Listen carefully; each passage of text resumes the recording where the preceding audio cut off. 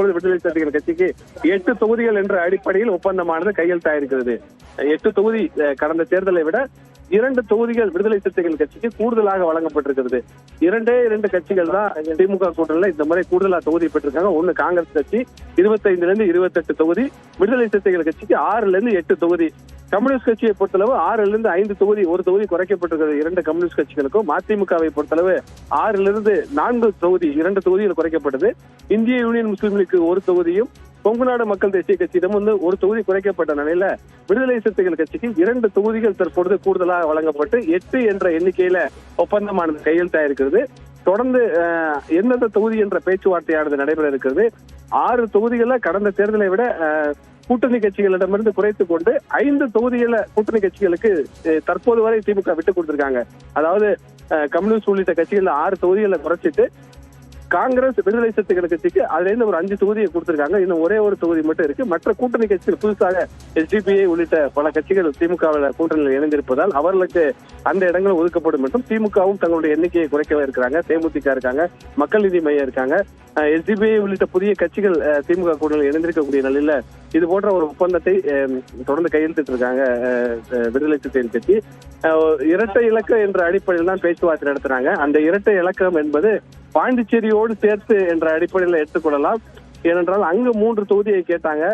இப்ப இங்க 8 தொகுதி, அங்க 3 தொகுதி வழங்காத காரணத்தினால 3 தொகுதியில தனித்து போட்டியிடுவது என்ற ஒரு முடிவு எடுத்திருக்காங்க. திருமாவளவன் ஒரு வியூகத்தோடு தான் இந்த தேர்தல் பேச்சுவார்த்தையை கூட்டணி பேச்சுவார்த்தையை தொடங்கினார் இரட்டை இலக்கம் என்ற அடிப்படையில். அந்த இரட்டை இலக்கத்தை அடிப்படையில் தேர்தலை சந்திப்பது என்ற அடிப்படையில் தான் இந்த 8 தொகுதியிலையும் பாண்டிச்சேரியில 3 தொகுதி 8+3 11 தொகுதிங்கிற ஒரு வியூகத்துல அவருடைய கணக்கு அந்த அடிப்படையில் தான் புதுச்சேரியில தனித்து போட்டி என்ற முடிவை விடுதலை சிறுத்தை கட்சி எடுத்திருக்காங்க. கோகுல், சென்ற முறை 6 தொகுதிகளில் போட்டியிட்ட விசிக தற்போது 8 தொகுதிகள் என முடிவு எட்டப்பட்டிருக்கிறது.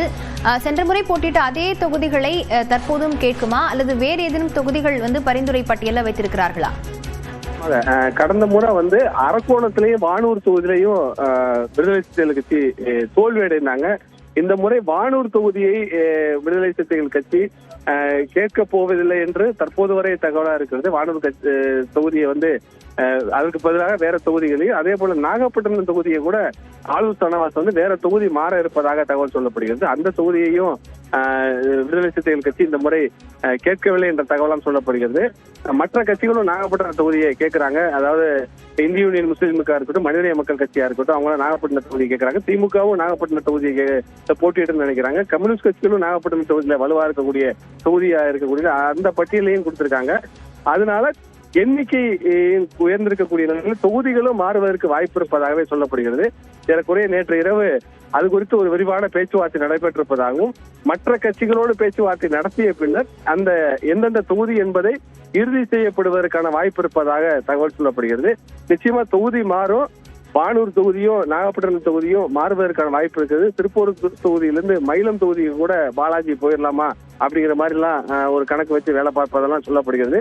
நேற்று இரவு விடுதலை சிறுத்தைகள் கட்சியுடைய தலைவர்கள் திமுக தொகுதி பங்கீட்டு குழுவினரோடு பேச்சுவார்த்தை நடத்தியிருப்பதாகவும் காங்கிரஸ், கம்யூனிஸ்ட் கட்சிகள் மற்ற கட்சிகளோடு பேச்சுவார்த்தை முடித்த பின்னர் ஏறக்குறைய விடுதலை சிறுத்தைகள் கட்சிக்கு எந்தெந்த தொகுதி என்ற பேச்சுவார்த்தை இன்னும் ஓரிரு நாட்கள்ல, குறிப்பா 27ஆம் தேதிக்குள்ள எல்லா கூட்டணி கட்சிகளுக்கும் எந்தெந்த தொகுதி என்ற ஒரு ஒப்பந்தத்தை திமுக முடிப்பதற்கான ஒரு வியூகத்தின் அடிப்படையில் தான் அந்த பேச்சுவார்த்தையை வேகப்படுத்த சொல்லி முதலமைச்சர் அறிவுறுத்திருக்காரு. இன்றைய தினம் ஏறக்குறைய முதலமைச்சருடைய இல்லத்துல 1 மணி நேரம் இந்த பேச்சுவார்த்தை எல்லாம் நடைபெற்று இருக்கு.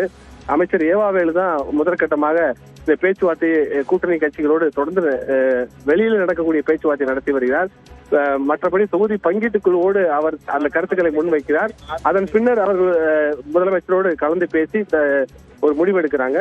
தேமுதிகவும் எண்ணிக்கையை குறைத்துக் கொள்ள வேண்டும் என்ற ஒரு கோரிக்கையை திமுக முன் வச்சிருப்பதாகவும், அதாவது ஏற்கனவே ஒரு எண்ணிக்கையை தொடர்ந்து தேமுதிக கேட்டு வர்றாங்க. அந்த எண்ணிக்கையை குறைத்துக் கொள்ள வேண்டும் என்று திமுக ஒரு கோரிக்கையை முன் வச்சிருப்பதாகவும், நேற்றைய தினம் பிரேமலதாவுடைய கருத்துல கூட அது வெளிப்பட்டுச்சு.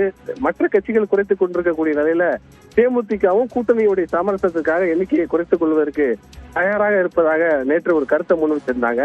ஏறக்குறைய 10 தொகுதி அப்படிங்கிறதுல தேமுதிக நிற்பதாகவும், ஆனால் அந்த எண்ணிக்கை 8 வரை செல்வதற்கான வாய்ப்பு இருப்பதாக தற்போதைய தகவலா இருக்கிறது. மக்கள் நீதி மையத்தை பொறுத்தளவு கூட்டணியில எண்ணிக்கை என்பது உறுதி செய்யப்பட்டிருக்கிறது. ஆனால் சின்னம் என்பது எங்களுக்கு ஒரு பெரிய பிரச்சனையா இருப்பதா சொல்றாங்க. திமுக சொல்றது உதயசூரியன் சின்னத்துல நின்றீங்கன்னா உங்களுக்கான வெற்றி வாய்ப்பு அதிகமா இருக்கு. டார்ச் லைட் சின்னத்தை விட உதயசூரியன் சின்னத்துல நின்றீங்கன்னா தேர்தல் களத்துல வெற்றி வாய்ப்பு அதிகமா இருக்குங்கிற ஒரு கருத்தை முன் வச்சிருக்காங்க. ஆனால் 2021 சட்டமன்ற தேர்தலில் டார்ச் லைட் சின்னத்துல தான் நாங்க போட்டிட்டோம். ஒரு நல்ல வாக்குகளை தொகுதிகளில் பெற்றிருக்கோம். அந்த அடிப்படையில மீண்டும் டார்ச் லைட் சின்னத்திலே நாங்க போட்டியிட வேண்டும் என்ற ஒரு கோரிக்கையை